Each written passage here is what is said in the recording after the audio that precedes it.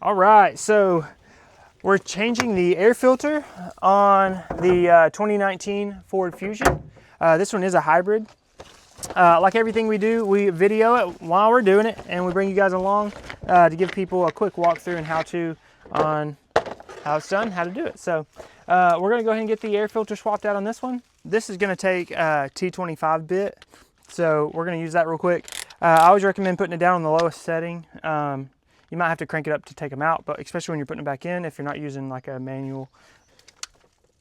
All right, so let's take these out. Crank it up to 3.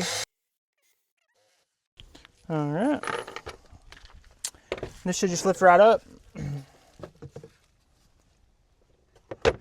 There's the air filter. It can only go one way. Woo. Yep, that one is pretty dirty. You can see what the difference on the ends right here versus the middle. So, got us a new one. Go ahead and snug that in there. Boom. Here we go. We're just gonna set that back on. Yeah, that was right.